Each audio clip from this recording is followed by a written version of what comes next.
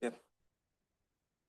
Morning, everyone. I'd like to welcome you to our TUD regular board meeting for Tuesday, April 28th. And if everyone would stand and join me in the pledge. I pledge the flag of the United States of America, to the republic which stands one nation, God, indivisible, with liberty and justice.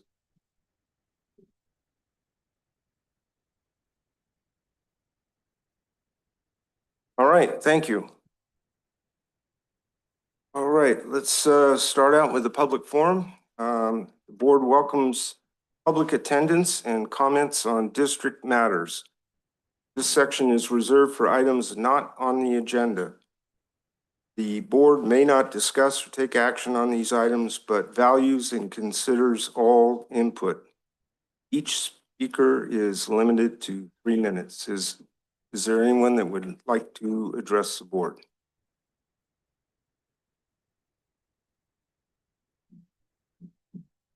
Good morning. Thank you for the opportunity to come and address the board and the distinguished staff members who are here.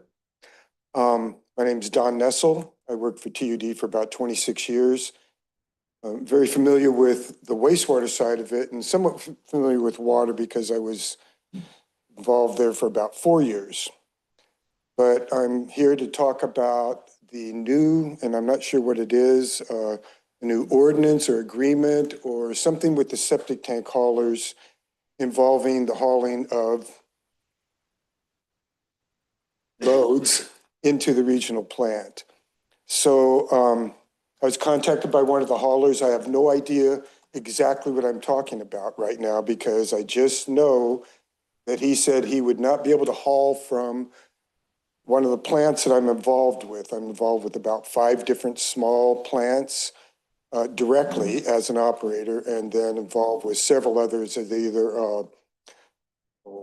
an advisor or a consultant or something like that. And these are throughout Tuolumne County being vast.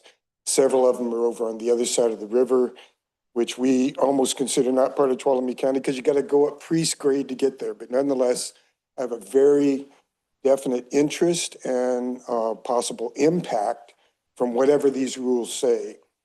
So number one, I have some ideas, and we, another operator and I who work together, have some ideas as to how it could be mitigated.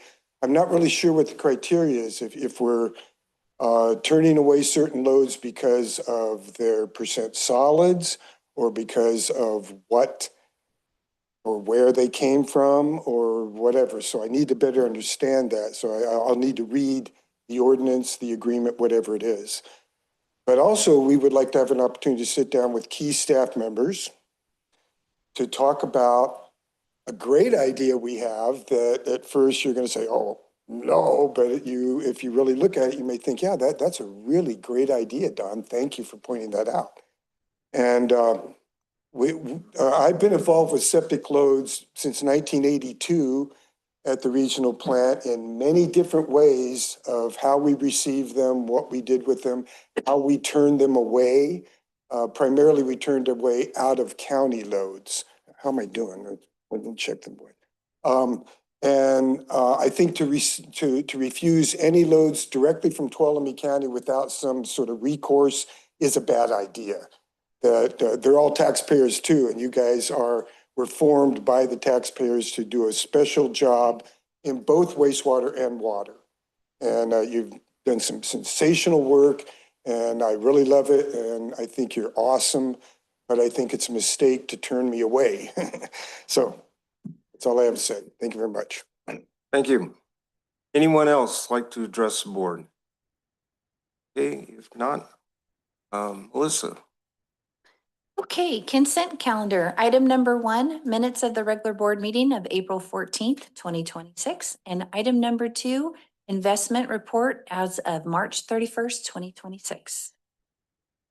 Okay, any board member wish to pull one of the items?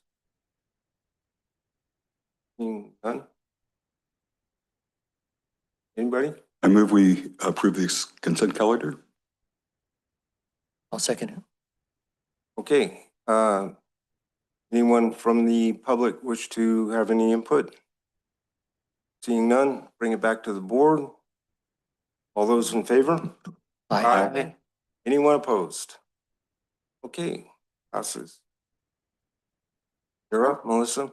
Okay, regular business. Item number 3, consideration of changes to board officers and committee appointments. A, president, B, vice president, C, board committees and representatives. Okay, who has this? That's mine, actually. Okay. I requested this item be brought before the board for the reasons I mentioned at the April 14th, 2026 meeting. I believe President Ringen overstepped his authority during the HR committee meeting of March 31st, 2026. During this meeting, President Ringen spent significant time discussing items not published on the agenda. President Ringen also spent significant time berating the board clerk, her assistant, and the administrative services director. Neither the board president nor the board have any authority over these employees. President Ringen also brought up closed session items that had nothing to do with the HR committee. I believe this behavior cannot be tolerated by any board member and certainly not the board president. Now I'll open it up for discussion. Okay, anyone wish to make any comments? Oh, Voted for it, and I vote for it again now. Yeah, I agree completely. so, Say nothing? Okay. all right, there's nothing further from the board, then we'll open it up to the public. Anyone from the public have anything to say? Okay, seeing none, bring it back to the board for a, action. I move to rescind the current board officer appointments to vacate the current board committees and their members, and that the board select new officers. I'll second the motion. Okay, does anyone have any comments? So I have got a couple comments, so let's be honest here. This has nothing to do with the HR committee meeting or the weak claim that I took the meeting off agenda. I never insulted anyone. What I did do is prove that lack of adequate succession planning adversely affects proper, smooth, desired operation of the TUD organization. What is of amazement to me is that 3 fellow board members don't even want to listen to, learn about, or even address the real possibility that there are some serious shortcomings occurring involving TUD operations that are costing real money and adversely affecting the TUD ratepayers, which are the very ones that have put their trust in us as board directors to protect and properly guide the organization district that they, the ratepayers, own. Board members turning their back on these issues, having a blind eye to them, is dereliction of the fiduciary duty bestowed on us by the ratepayers. A year and a half ago, I asked the board to climb down from the dais and shake hands with staff and commit to work as a team with teamwork between the TUD staff and each other board. What is and has been occurring is anything but. So go ahead and do whatever you think you have to do, but know this, nothing is going to change on my part. I'm still going to be strongly advocating for the ratepayer. The TUD organization and the employees that make it operate properly service the ratepayer, period. As TUD Board President, I have one vote, one voice. And as a TUD Board Director, I will still have one vote, one voice, which I will continue to use to work steadfastly and continually for the ratepayer. With that, bring it back to the board. I got some comments. You stated you did nothing at that HR committee meeting to berate employees. You continually went after the HR director, continually, of which we have no authority over. You continually called out the board clerk and her assistant, even though you kept saying, I don't blame them, but you continued to blame them over and over and over Look, again. I don't want to litigate this now. I mean, this. No, you're going to listen to me because this is serious stuff, Ron. You talk about the ratepayers and the trust they put in us. You're absolutely right. That's right. You're always talking about the ratepayers and ratepayers' money. You put this district in a very precarious situation with your actions. You exposed us to possible liability, in my opinion. I'm not an attorney, but that is, you talk about dereliction of duty, that is a dereliction of duty, in my opinion. And it's not becoming of a board president or a board member. But anyway, I'll leave it there. So anyone else with any comments? If not, then all those in favor? Aye. Aye. Aye. Those opposed? Aye. Aye. There you go, Melissa. I have a second motion on this too. I move to nominate Director Hollis to be the new president of the board, and the new president will select new committees and members at a future meeting. I second that. Okay, is there any comments? Open up to the public. Anyone have any comments there? I'll bring it back to the board for action. All those in favor? Aye. Aye. Anyone opposed? Aye. Aye.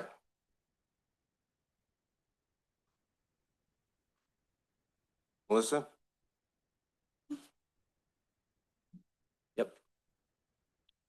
Okay. With that, then moving on, we have Melissa, where we at? Vice President. Excuse me? Vice President? We keeping the same Vice President. And we cleared the whole slate. That was on the emotion. I move that we have Director Kearns be the vice president. I'll second. Any comments? What did you say? That we're choosing vice president. No, we cleared all the officers. Yeah, that's what we did. So did we get a motion? I'm a little lost here. Yeah. correct. Normally, you finish out the meeting, but I guess we've got something new here. We suddenly have a new president immediately, so I guess he's running the show now. Is that what's going on? Jesse? Hold to Jesse.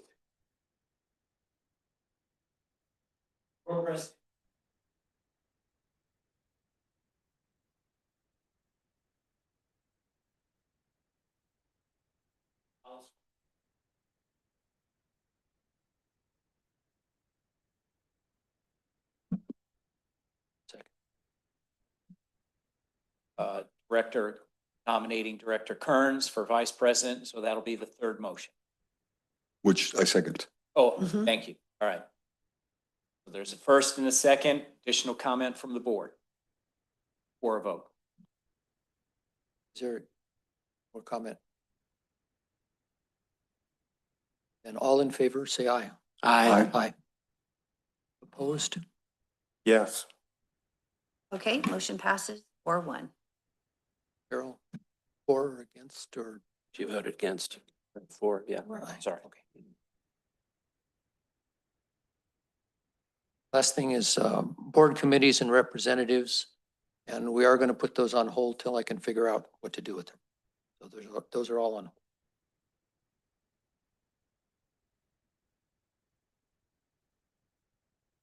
Okay, next item on regular business, item number 4, financial reports for third quarter ending March 31st, 2026.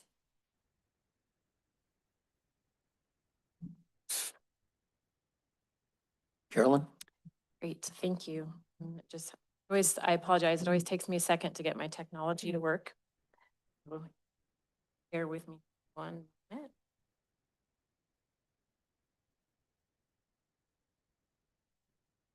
All right.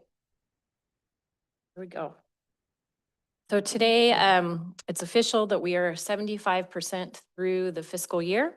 And so today what I'm wanting to present is just where we're at financially compared to our budget through March 31st, 2026. So it's been 9 months, so we're in the last stretch. We've got the last quarter to go, but we've gotten through the first 3 quarters. So there was information in your packet, so what I'm gonna do is just go through that broadly. And if you have any questions at any time, feel free to let me know. But the first slide I wanna bring you through is just looking at our revenue. And this is our combined revenue, so this is water and sewer put together. And you had a page in your packet that looked very similar to this. But just to explain what this slide represents, this first column here is all of our broad revenue categories. And so those are all summarized into those broad categories.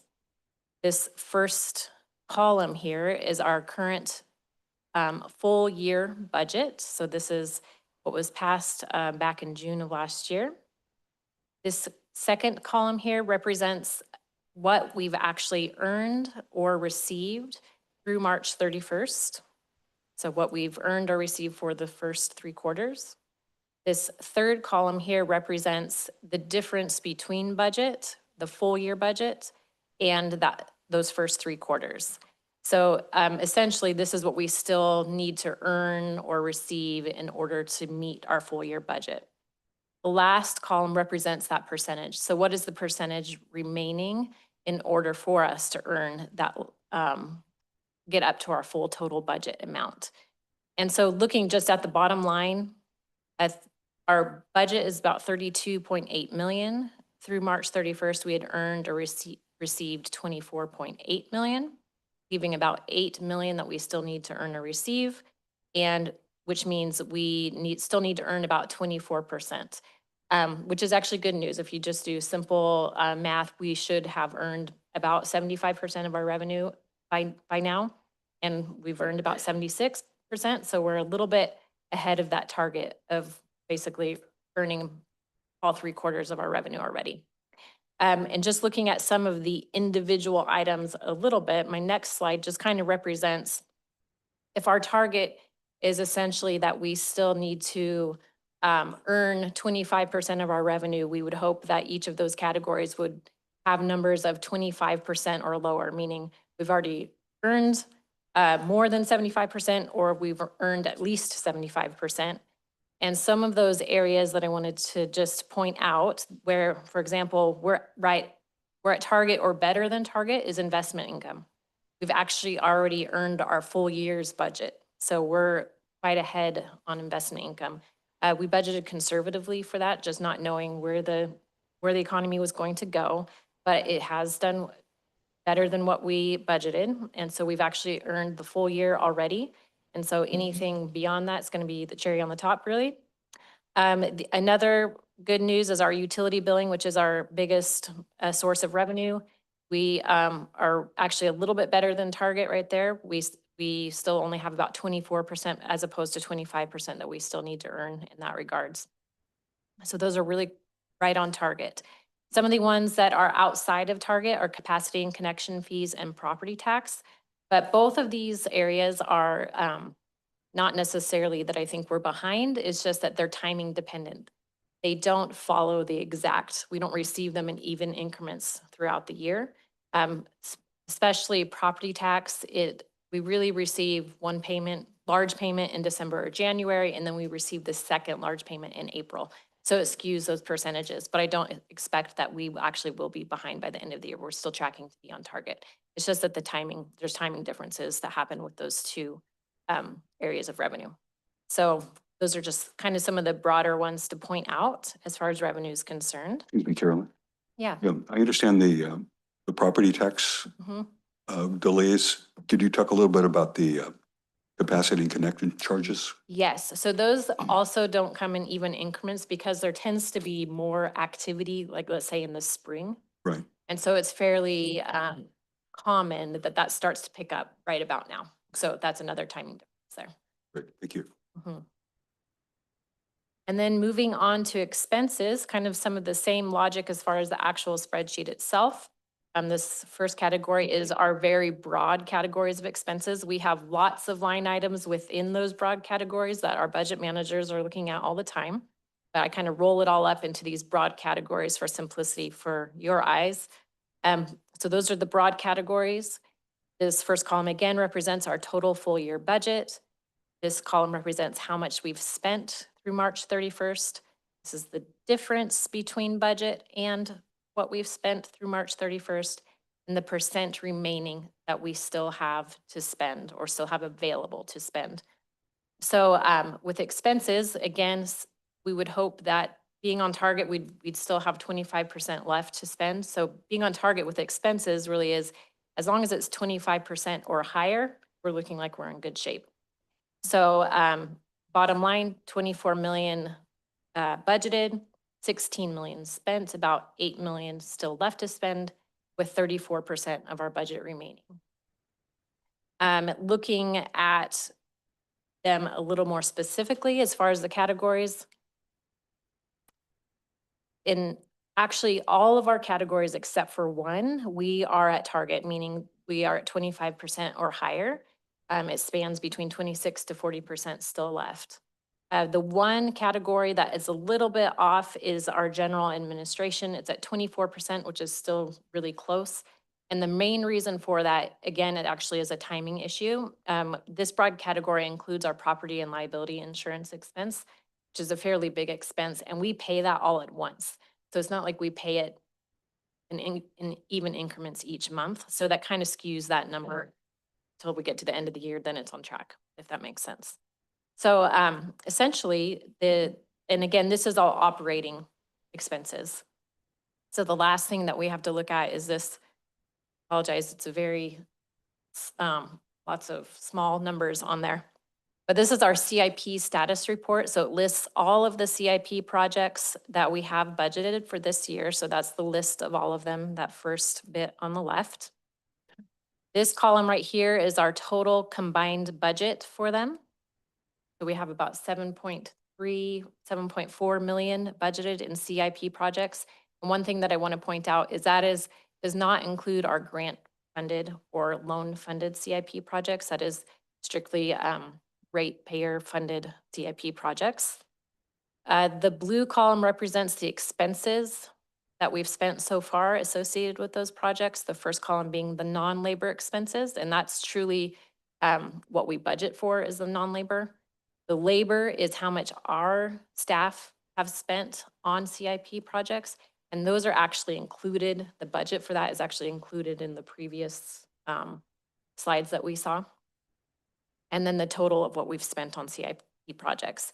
But looking at the budgeted portion of CIP projects, we've spent about $5.1 million so far. About 2.6 of that is related to grant funded or loan funded projects, leaving us we've spent about 2.4 million so far on rate funded projects through March 31st, which this also picks up this time of the year as well. That's the building season. So that's kind of the big picture of where we're standing financially through March 31st. And at this point, we're looking like we're on target. I don't know if anybody had any questions.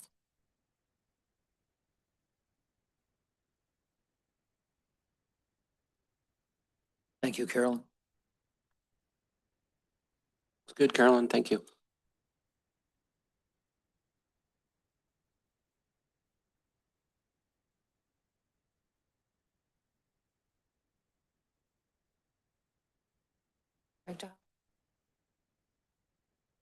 there any public comment on that report? Can comment be in the form of a question? So I was just curious, the regional plant, beautiful upgrade, but I was just curious as far as in expenses, what the difference is in the electrical consumption from the previous plant and the new plant. Is that something you would know? I don't know exact numbers off the top of my head. It is higher than the previous plant just because the treatment is different. Yeah, But okay. yeah, I don't know the exact. I was just curious, and numbers off the top of my head. it's a little silly question, but I actually wanted to know. And then the other part is, I heard you talk about grants, there towards the end, 2.4 million in grants or whatever. But I just want to say that TUD is really proactive in getting grants and using it for the purpose of what the grant was associated with, like, okay, we get a grant to build a regional plant and we use it for that. And I want to commend you for that because a lot of times grants are treated like extra money that you can spend on whatever. And you don't do that. You have plenty of staffing to take care of not hiring a new staff position with a grant and spending it on projects. I think that's awesome. Thank you. Well, Carolyn, are you going to go over investment report stuff or is that the end of your? That was in the consent calendar. Okay. So I didn't have a presentation for it. Thank you. Okay, next That's item, awesome. item number 5, update on district operations for March 2026.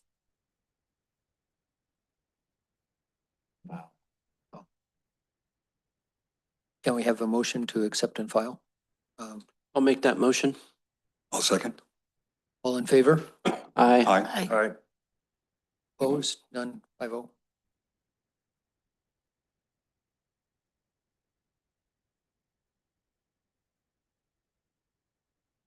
My turn? Okay, good morning, board and public.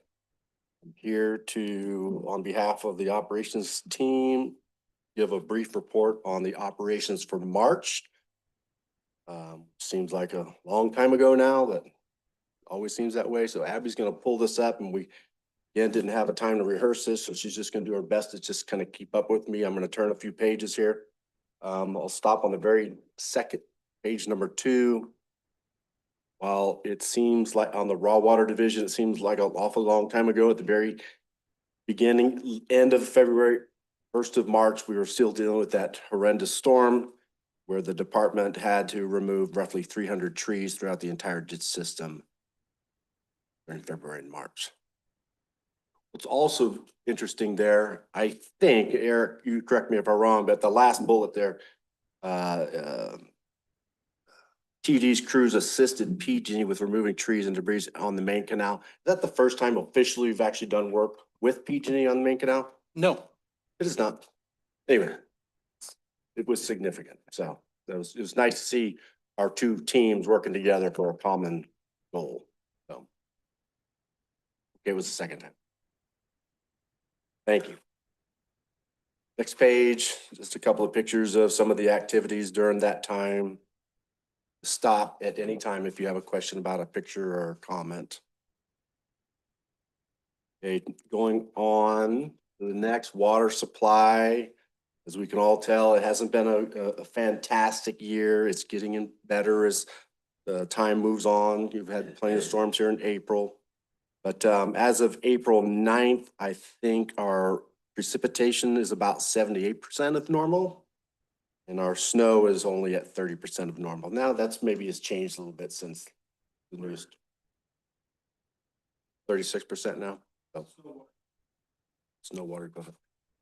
But safe to say, both reservoirs, Pinecrest and Lyons, will fill and spill. Likely going to be an earlier than normal end of spill. But we're going to be in okay shape depending on. Turning the pages, a couple of pages. I'm on the water treatment. Nothing alarming here. I will point out that the Crystal Falls water treatment plant production totals seem to be down quite a bit this year from last year, likely due to the main canal outage. We weren't able to produce water out of the treatment plant, or at least not as much. And you'll see down there in the well system, the groundwater system, where we made up some of that difference. Pages. As general manager, I had a question too. It looked like Phoenix Lake was down 40% for a while, but it's back up. I assume that was with the trees. Yeah, between that's right. November and April, we have to have the flashboards out for DSOD rules, and April 1st, we can put them back in. So it's full for summertime and or till November. That's a normal winter operation. Thank you. Yeah. Welcome. Okay. Distribution team here. One of the things I wanted to point out, there was a large number of underground service alerts where they notify us, they're gonna do, PG or others gonna do some work out there, and they want us to locate our infrastructure so we don't have any accidents out there. Quite a number of those, staying on top of the things, but one of the things I find most interesting, in the middle of their bullet point, where it says trench and laid electrical conduit, formed and poured slab, and set new standby generator at the new Gibbs tank. It's not a misprint. You'd find that usually in the construction team. Here's your distribution team performing that function. That is a classic, prime example of the great work we've done recently to transition to 100% remote read meters and hiring talented, multi-talented utility workers that can perform this kind of work within their department and save that work so the construction team can stay busy doing other work. So that's just another indication of why it was so important for us to move to those 100% auto read. Your page a couple times. Let's see, still a lot of work being done on capital improvement CIP projects. Some pictures of that installation of the new generator where the new Gibbs tank is and the hydro pneumatic system. This hospital meter repair, is that it? Is that at the Greenlee tank? Is that where that meter is at? I think it is. What size is that? Just out of curiosity. Well, I think. Is it a 4? Okay, turning the page. We are on construction and maintenance, a lot of work besides, attending to about 16 leaks, which isn't bad for an entire month. We continue to make improvement on the Summit distribution project. Continue to make improvements up at Cedar Ridge. The tank is erected now. They've poured the slab for the hydropneumatic station. The block's up now, and so here in the next month or two, we should be getting close to having that project finally completed. Turn the page, and also the Peaceful Pine tank is underway. We've poured the slab and waiting for the tank manufacturer to come up and install the tank. I think that's where we're at on that. Page, a few pictures of that work being done. Page, Abby.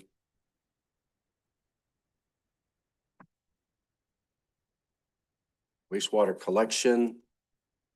Again, those folks are doing a great job out there maintaining our collection system. Not a lot to report there, but again, just to point out that we have 108 USA alerts.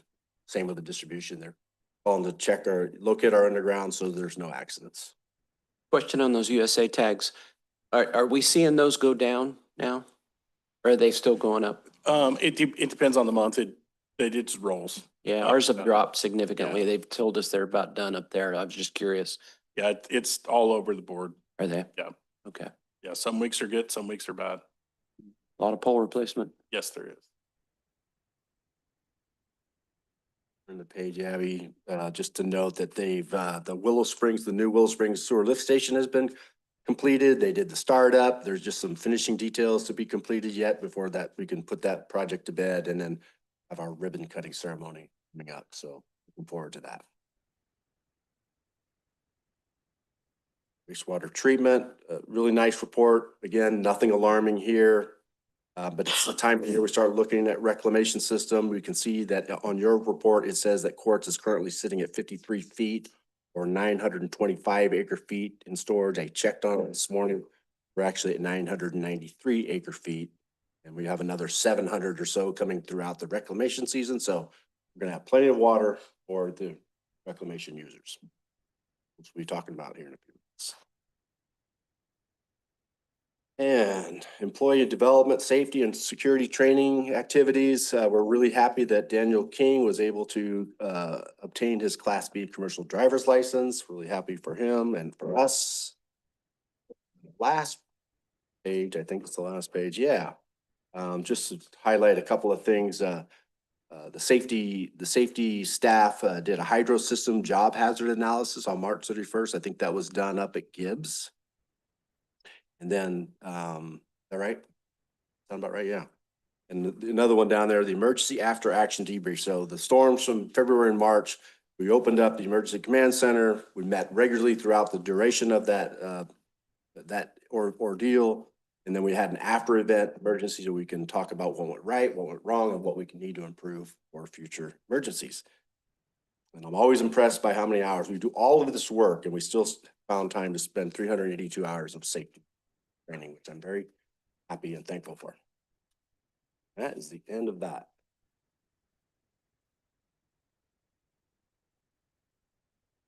Next, we go on to Coach's Corner. Questions? Questions from the board?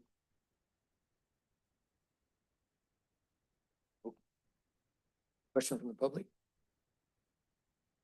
Then on to Coach's Corner. Okay. Next item is item number 6, Coach's Corner, Tuolumne Utilities District Reclamation System.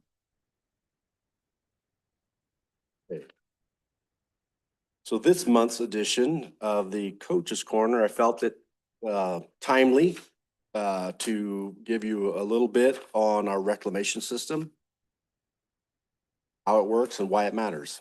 So just bear with me for a few minutes. Let me take a drink of water or get completely dry if you want to.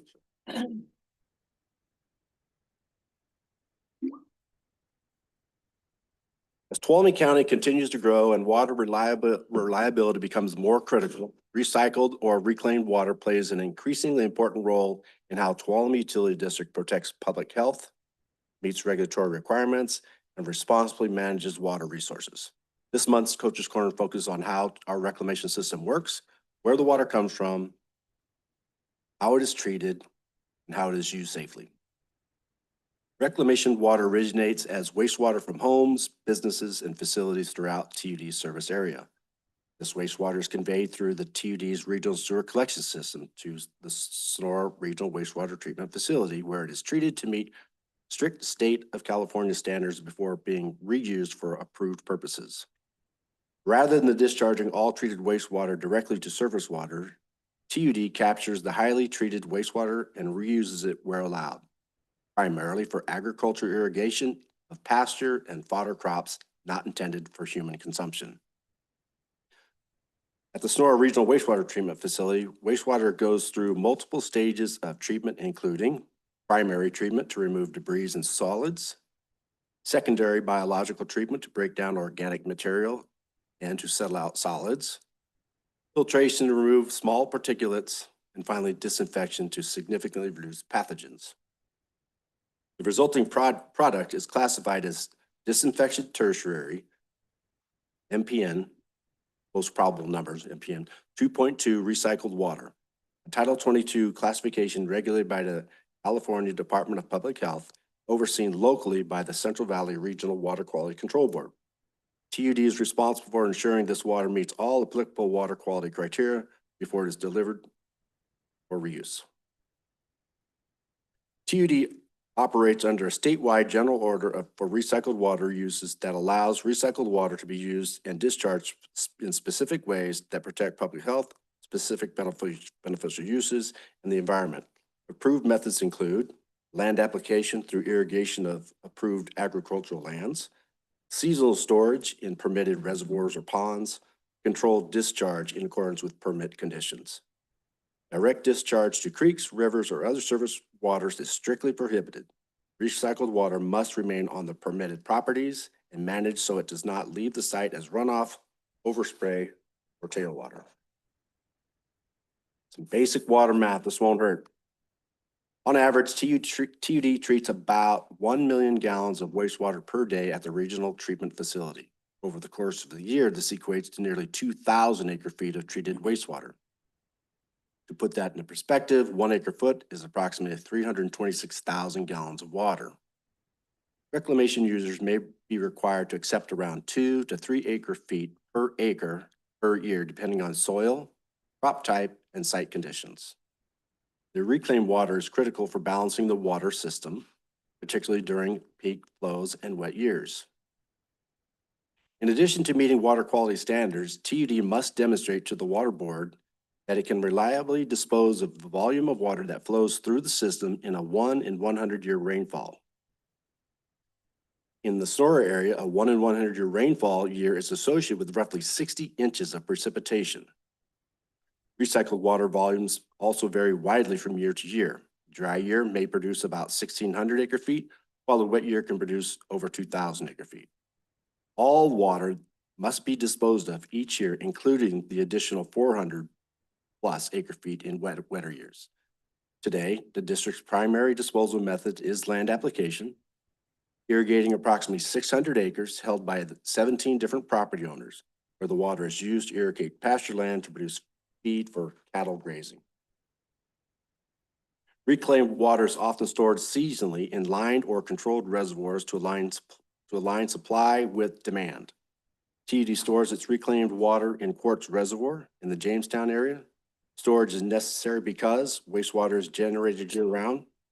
Irrigation demand is seasonally, generally from April 15th through October 15th. Storage facilities are regulated to ensure recycled water cannot overflow, infiltrate groundwater improperly, or mix with stormwater or surface runoff. Land application is one of the most reliable and environmentally sound ways to reuse reclaimed water. As a general planning guideline, approximately 1 acre of irrigated pasture is needed for every 2 to 3 acre-feet of reclaimed water per year. For example, a site receiving 46 feet annually would require roughly 15 to 23 acres of irrigable land, depending on the agronomic uptake, soil conditions, and irrigation method. Recycled water may be applied using several approved irrigation methods, including flood irrigation, where the water is applied evenly across the graded land, sprinkler irrigation, designed to minimize drift and overspray. All systems must be clearly marked with purple-coated piping and signage indicating recycled water, do not drink, over-irrigation, wind-blown spray, ponding, and runoff are not allowed. During the irrigation season, reclaimed water use is typically based on agronomic rates, the amount of water pasture grasses can actually absorb and use. Typical irrigation rates range from 2 to 3 acre-feet per season, depending on the crop soil conditions, and irrigation methods. The goal is to match the irrigation closely to plant uptake to protect groundwater and avoid ponding or other nuisance conditions. Other key regulations of safeguard reclaimed water use is subject to strict controls, including setback requirements from wells, buildings, roads, and watercourses, fencing and signage to restrict public access, routine inspections by TUD staff, prohibition on food crops for human consumption and dairy pasture, no discharge of surface waters, drainage ditches, or streams, no irrigation during rainfall events. These rules ensure water remains safe and sustainable resource. Why reclamation matters? Reclamation is not just a regulatory requirement, it's a community asset. It allows TUD to protect local rivers and streams, support agricultural and open spaces, increases system resiliency during droughts, manage wastewater responsibly and cost effectively. In some cases, recycled water can be used instead of valuable surface water that could be reallocated to serve domestic demands in the district. Do the users pay for the water? No. Current reclaimed water users are not charged for reclaimed water. By using reclaimed water, the district reduces treated water storage levels and avoids the expense of and administrative requirements of obtaining a national pollutant discharge elimination system permit to discharge unused treated wastewater to Woods Creek. As demand for reliability grows, reclaimed water will continue to play a vital role in Tuolumne Utilities District's mission to serve the community safely, sustainably, and efficiently.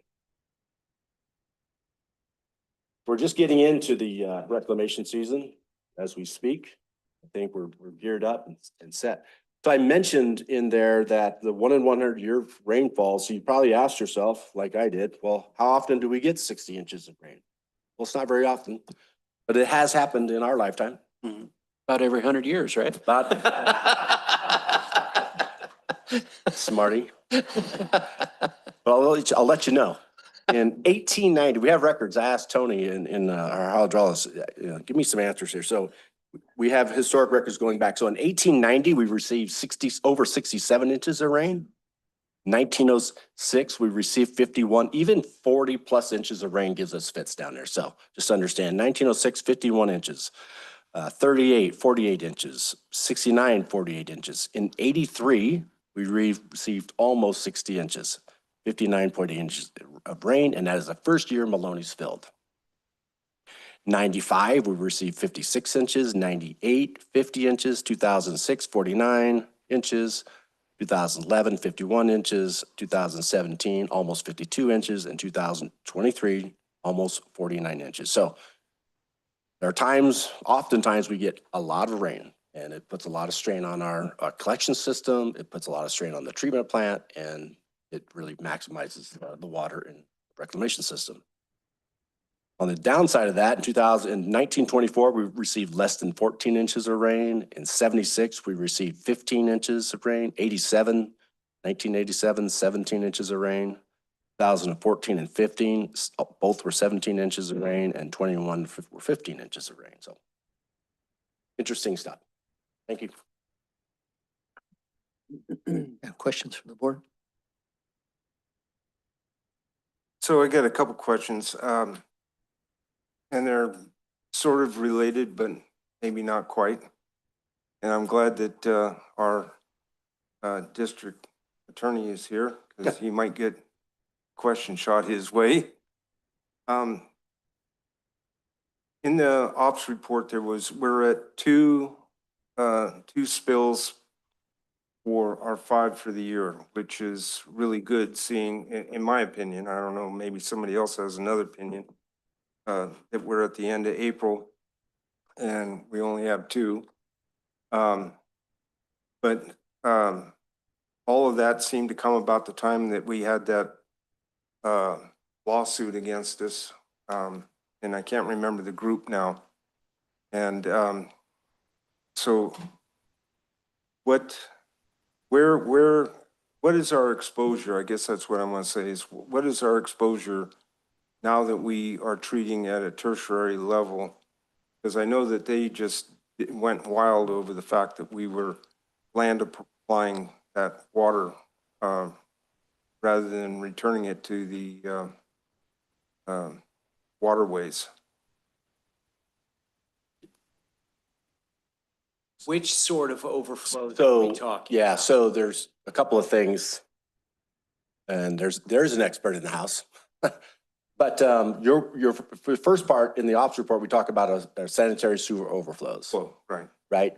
So we had a suit by California Sport Fishermen Alliance. CalSPA, yes. CalSPA, the consent decree that did a number of things to this district. We paid a fine, an upfront fee, then we're required to spend a certain amount of money every year for so many years and comply with these new standards that they set for sanitary system overflows. So it was a bit of a slap, but in my estimation, the district responded very well to that, have spent more than we were required to spend on our collection system. And these standards now that you're referring to is what we think are the best management standards, best management practices for these overflows. We'd like to have 5 or less, no more than 5 a year. If we begin to have more than 5, we do some proactive or reactive work in those focused areas to find out what happened and let's try to so that was that.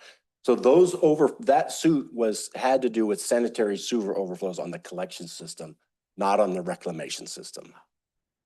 So that's about all I have for you. So what exposure do we have moving forward with tertiary or? Limited. Thank you. If I could just interrupt. Yeah, very limited exposure for something like this. They're primarily interested in the wastewater and whether or not it reaches a receiving water. They don't look, yeah, it may be a technical violation, but I can tell you that I have other clients who are still still being scrutinized for the same sorts of things that TUD was accused of.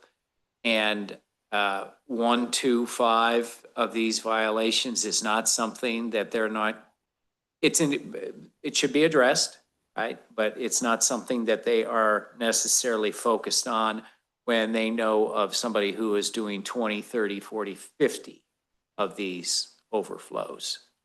Right, no, So I okay. think the exposure is low is the short answer to your question, Director. Okay, great. And I was kind of, like I said, I was kind of mixing the two things together, just as far as, now that we've gone to tertiary treatment, which is far better than where we were at secondary before, does that even further lessen the chances of, because I know they went absolutely wild that we were land applying our treated effluent. Well, I don't recall them going wild over it. I mean, I'm it simply wasn't necessary. What I was trying to say. Yeah. Once TUD got rid of the NPDS permit, and it's all land disposal now, that is much less stringent than the NPDS program. Right. And the restrictions, the significant restrictions that come along with that program. Right. Okay, great. I mean, I was thinking that things are really looking good from where they were back then, but I just Yes. kind of wanted to bring it up. And then the other thing was I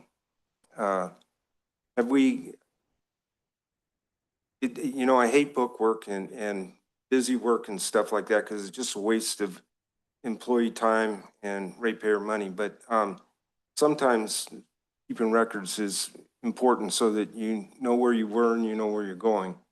Has there been any way to measure the positive effects of all the work that went into tightening up the collection system? Like all those gaskets that went on the manhole covers and whatever else that the crews were busy doing. Yeah, this is a great question, and one it intrigues me too. And no, there hasn't been, to my knowledge, a real analysis done. It's a very challenging endeavor, but I do ask Rich Pitcher, the collection system superintendent, to monitor, pay attention, try to come up with something that we can calculate and prove to. But I will notice this. I'm glad you mentioned this because can you pull up the wastewater division in the ops report? I didn't mention this, I don't think, but when we have heavy rains, right, it impacts everybody in the district, losing customer service. Everybody gets bugged when there's heavy rains. So first it impacts the raw water team because all this water is running into the ditches. And that impacts the water treatment guys because they're having to deal with less than desirable water to treat. Collection system, they kind of get a break on this, but not the collection system. The collection system now, they receive a lot of inflow and infiltration like you're referring to. But then it gets to the treatment plant. And what I noticed, it was late February, early March storms had, they generally do have an impact on the wastewater treatment facilities, what you're getting at from all that extra flow. But I noticed that our highest influent flow was only 2.2, which is indication because it could have been up to 4. I think there are times when we get a storm like that, we could be up as high as 4 MGD in a particular moment in time. So I think there are indications that it's obvious that we've put over 3,000 of those manhole lids in covers, those mud dish covers. We've lined miles and miles of sewer mains now. Rich and his team, they put in pipe patches every month in their report. So we're addressing them. Whether or not we can actually tell you we've reduced it from this to that, it's hard. Yeah, I don't think that like I said, I hate bookwork and that, numbers and all that sort of stuff, but I was just thinking how knowing that the progress that you've made equates to how you manage courts is where I was going at. Right. Yeah, go ahead. So we're testing out these, they're sewer lids, but, well, there are sewer, but it's called a smart cover. So it sits over the manhole and we have 5 of them in different places throughout the system. And you want these in obviously when it's raining, so you can see what's going on in the manhole. It judges, it has a, it's like a meter. Right? So it sees flow, your average flow, what it is, and then it rains and see if it picks up, then it creates its own data and Rich is able to access this online. In contact with the company that has this and they help them do baselines but we just started this year. So we're trying to decide if we're gonna buy some of these, how many we'd need, and to start working them throughout the systems to help us work on where we have I&I throughout the.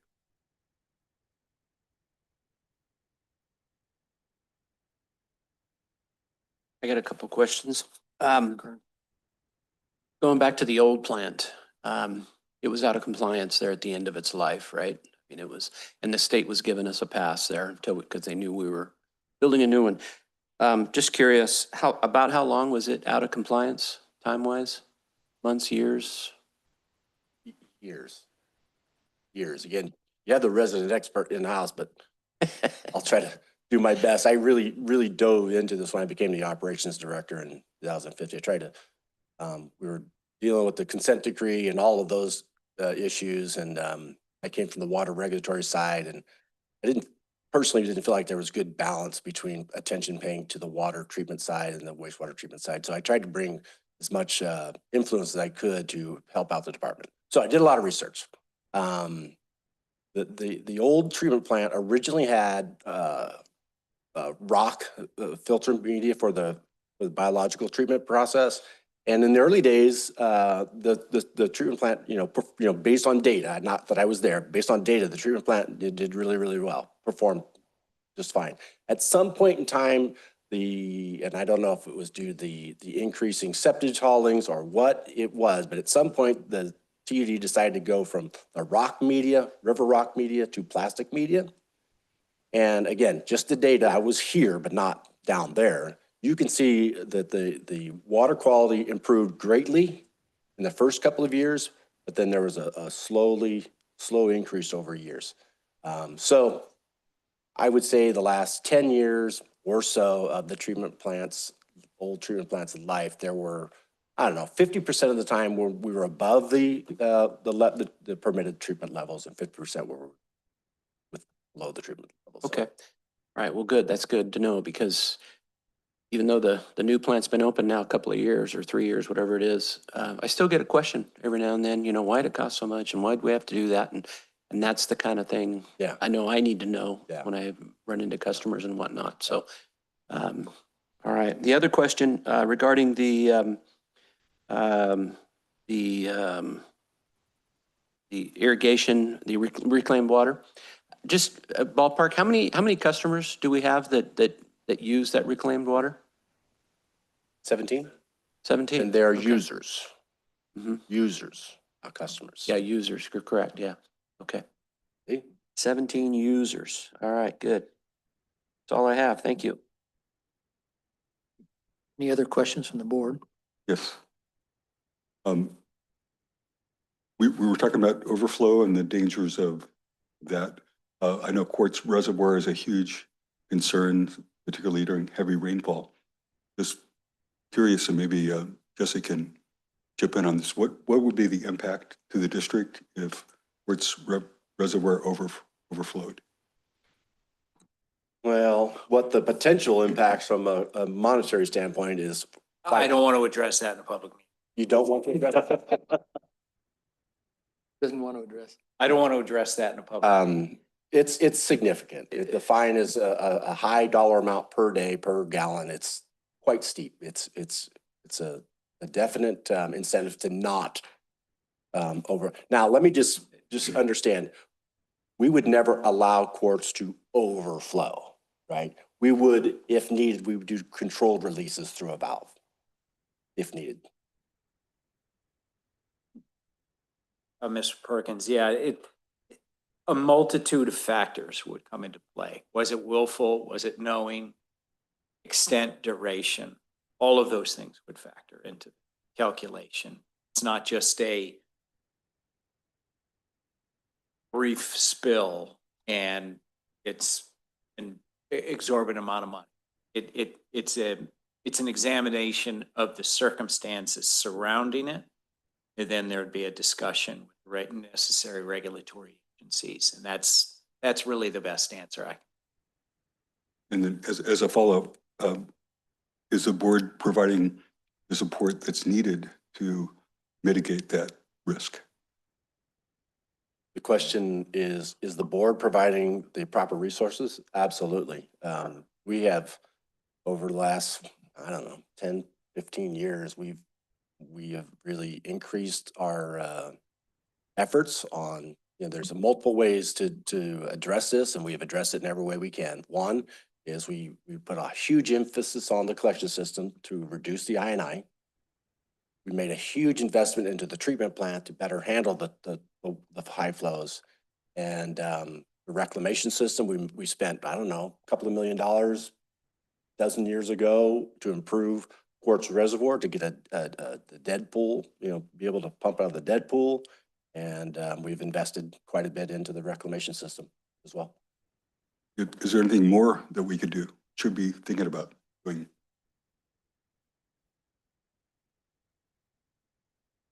I'll just add into your capital improvement program, it's the Tulalip recycled water main extension project, which would connect the Tulalip golf course, which would allow us to dispose of even more water that way, which would help us keep Quartz Reservoir low, especially during high volume.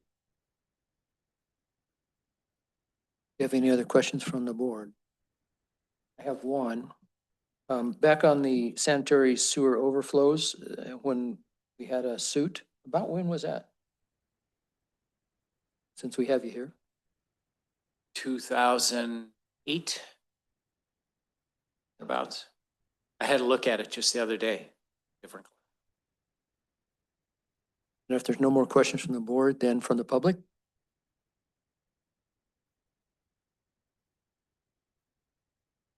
Hi, good morning. Hi, Don, how are you? I wanted to talk about the reclaimed water. I own a piece of property, it used to be Chappelle's. He had a contract that was valid for 50 years. There's about 800, maybe to 900 feet of the outflow line that flows through my property. There's two, I guess you'd call it a breakout valve that are on there to reduce the water coming out. I've talked to numerous people and would like to use the water. It was used under that contract for 50 years. There's still 40-foot, 6-inch irrigation pipe that was bought by TUD that they never picked up. If you look at the zoning on my property, it's one of the few areas in Baldwin County that's open space zoning. There is numerous wildlife that depend on a pond that's there. I mean, I've had bear, I've had herons there, there's ducks there all the time, the geese land there, there's frogs all over the property on the ground. I'm not an animal activist, but this pond supports these animals year round. And I'm just discouraged. I mean, I've had some good conversations. I just can't get anywhere to set up my own system to utilize the water. Don said there's plenty of water. And I just heard we had 17 users. I'd like to become a user. I just can't get anywhere. The pipes are there. You can open the valve and it's, I don't know, 3.5-inch outflow just comes flowing out. I have a massive diesel generator to disperse any water throughout. Well, I border 5th Avenue, 108 and Sierra Railroad. I would guess that 30, let's just say for a good number, 31, 32 acres, I could irrigate. I don't run cattle. It's not a not-for-profit operation.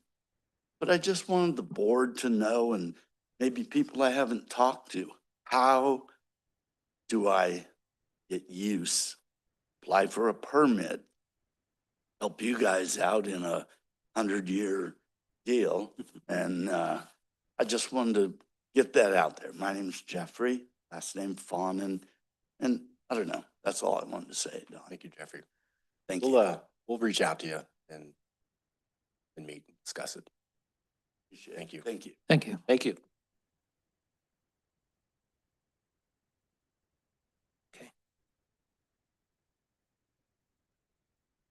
Okay. Next item, staff reports. Okay, real brief. It's a blur again, but I did attend the Home and Garden Show. Director Ring and I got to sit on there for a few hours, and it was a good show. I don't know if it was quite the normal volume of people, but by and large, it was all good and positive.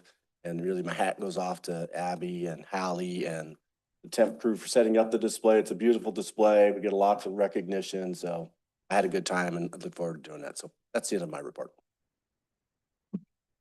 Just a reminder, main canal's out this week, so TUD did systems off on stored water. We do have some guys working with PG&E up there, just learning some stuff, so. And then Thursday, we have a pre-fire seasonal operational meeting for everybody, just to kind of talk about everything. So see what's gonna happen, what everybody's predicting for the summer. In a report. The only thing I have to report is your engineering staff works on Sierra Pines, developing the 30% plan. So we have grading plan, floor plans, mechanical piping plans we've developed. I think we're making very good progress. Look forward to an opportunity to share some of that with you folks, as well as the cost estimating is also being refined and going down, I should add. So it's going in the right direction. That's all I have to report. And in the finance world, we're finishing out the last quarter, but then we're also starting budget for next fiscal year. So that will come to you. The first peak of it will be in May, and then final adoption in June.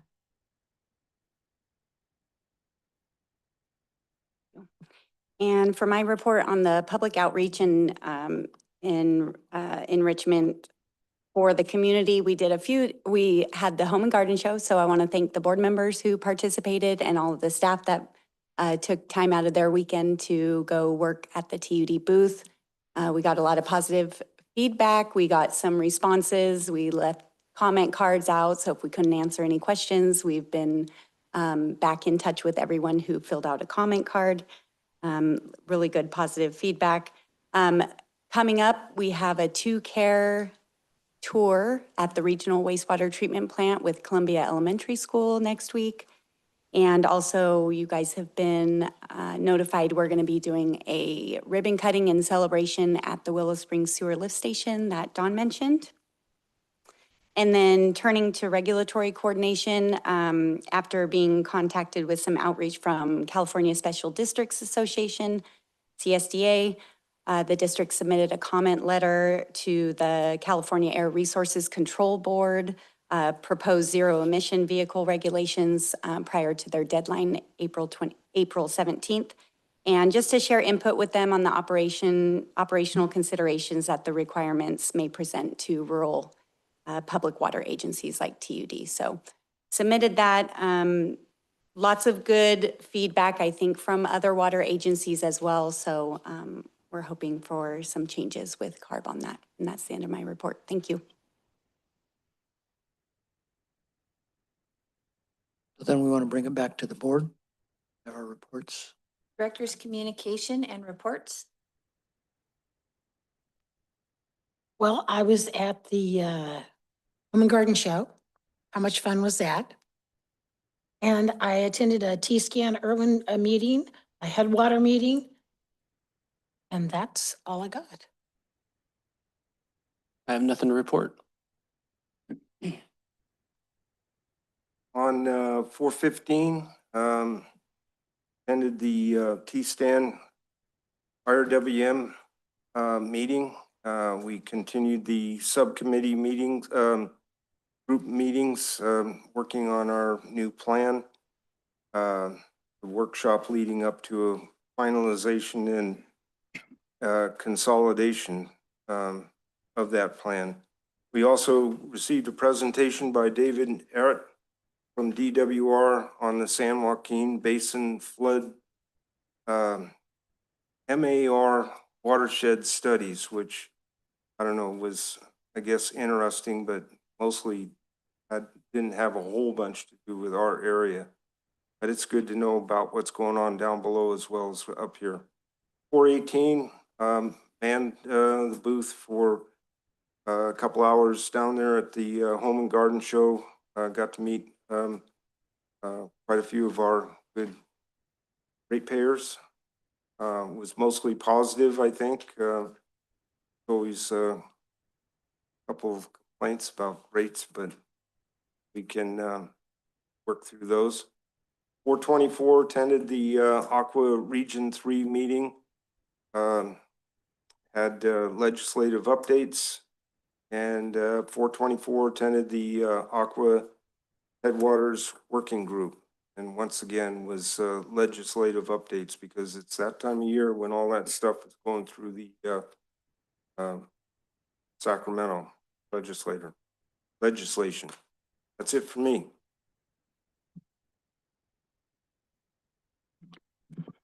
A couple of things. First of all, I had a meeting with the general manager on the 23rd. Also on the 23rd was an SDA Federal Advisory Committee meeting. NSDA is a National Special Districts Association. So there are about 40,000 special districts in the country. National Special Districts Association represents about 10,000 of them. Of course, we're mostly acquainted with the CSDA, the California Special Districts Association, has a very high profile in that agency. Neil McCormick, someone you may know, is very active and in that as well. So as I mentioned, I had a conversation several months ago with Congressman McClintock, who encouraged me to participate in the Aqua Federal Affairs Committee, and I was appointed to that committee a few months ago. So I will be active in the committee in the upcoming Aqua conference in May. A couple of things. There's lots going on, obviously, but I came across something I thought might be of interest. One of the NSDA groups that is helping NSDA with obtaining legislation and grants favorable to special districts had something I thought was relevant to us.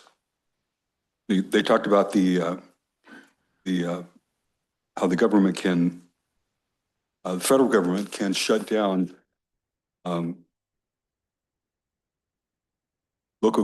federal governments can shut down, but local governments can't. Local governments simply do not have that option. Even when the federal government curtails operations, local laws still need to be enforced. The trash still needs to be collected. The buses still need to run, and 911 calls still need to be answered. And I would add that water and sewer services still need to be delivered. When the federal government pulls back, the new costs show up in higher local taxes, deferred maintenance, and or higher expenses for residents who are already stretched thin. So why does Tuolumne County need to be interested in what's going on in Washington, D.C.? Why do we need to spend our resources and energy and ratepayer dollars and to be interested or to take an active role in considering what's happening on a national level. And I thought this is a good reason why. Local governments need up-to-the-minute information, and local governments include specifically TUD. Local governments need up-to-minute information about when and how federal policy will affect next year's budgets. This may require quickly getting up to speed on emergency policy issues. And it goes on to say, innovation happens at the local level. Local leaders need to know how to stand out and raise their profile with national policymakers. Knowing what to elevate and what to protect is key to unlocking resources from Washington and support home. So again, we got a full agenda today, and I won't take any more time, but we could, I could spend some more time. But one thing I'll leave you with is the House Appropriations Committee recently passed a budget of 6 funding bills. One was $26 billion for the agriculture FDA. And I wondered, well, what does TUD have to do with FDA and agriculture? That's, we do water. We're not farmers, and we're not Food and Drug Administration folks. However, that particular agency, again, has $26 billion that's allocated in this coming year's budget. Within that $26 billion budget, $604 million has been set aside for community project funding. And of that $604 million, there's 592 projects. And I drilled down into some of the details. So one of the projects is in Rio Linda, California, sewer system improvements, $800,000. Another project for a school district in